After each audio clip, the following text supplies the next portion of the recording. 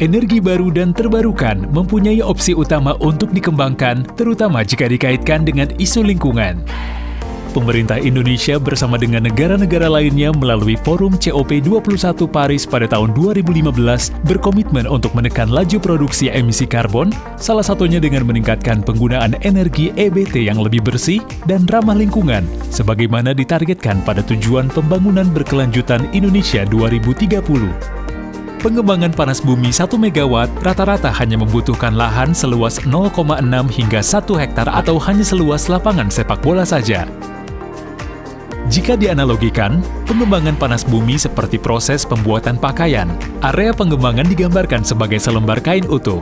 Pada tahap awal pembuatannya, kain tersebut akan dipotong sesuai pola dan ukuran yang dibutuhkan.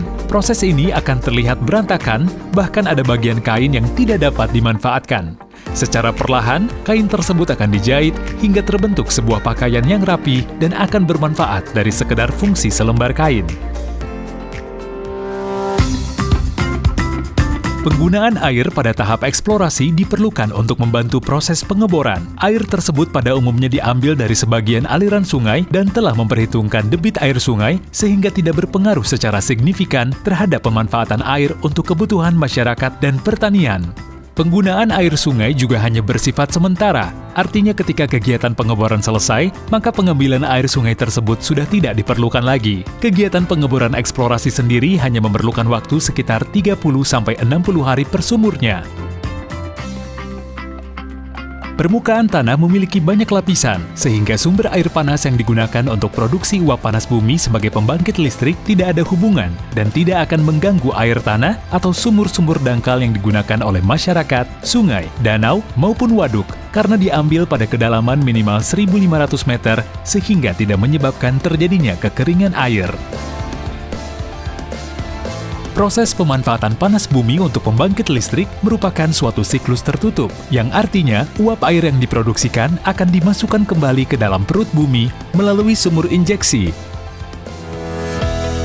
Larderello, Italia, merupakan PLTP tertua di dunia yang telah beroperasi memberikan manfaat yang sangat luar biasa selama ratusan tahun dari tahun 1904 hingga sekarang tanpa mengganggu kondisi alam.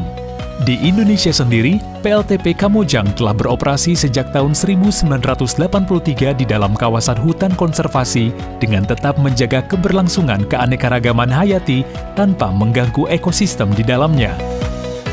Proses pengembangan panas bumi melalui pengeboran eksplorasi sering dikaitkan dengan kegiatan pengeboran minyak dan gas bumi atau dikenal dengan pemboran migas. Meskipun memiliki prosedur pengeboran yang hampir sama, karakteristik panas bumi dan migas sangatlah berbeda.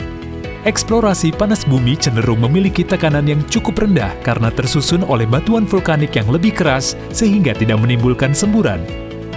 Pengembangan panas bumi juga tidak menyebabkan bencana alam maupun kerusakan area sekitar. Bencana alam seperti gempa bumi terjadi secara alami sebagai akibat dari aktivitas vulkanik dan tektonik, bukan berasal dari kegiatan pengembangan panas bumi. Pengembangan panas bumi juga sejalan dengan komitmen pelestarian alam dan kaidah pengelolaan lingkungan. Dalam masa eksplorasi panas bumi, kebisingan, kerusakan jalan, dan perubahan pada flora dan fauna di wilayah setempat dimungkinkan akan terjadi, namun tidak memberikan dampak signifikan pada lingkungan sekitar. Hal-hal tersebut telah diantisipasi, diatur, dan diawasi secara ketat oleh pemerintah mengenai ambang batas dan parameter pemantauan pengelolaan lingkungan sebagaimana tercantum dalam dokumen UKL dan UPL sebagai prasyarat penerbitan izin lingkungan. Bahkan hal-hal terkait hidrologi, kualitas air, stabilitas lereng, sampah B3 dan non-B3 pun diatur dalam dokumen tersebut.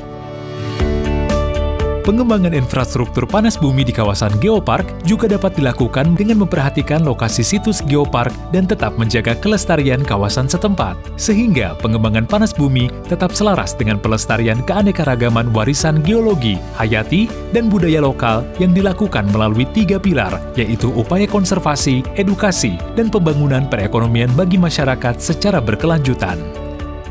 Mari kita dukung pengembangan panas bumi yang tetap menjaga kelestarian lingkungan dan memberikan manfaat luas bagi masyarakat.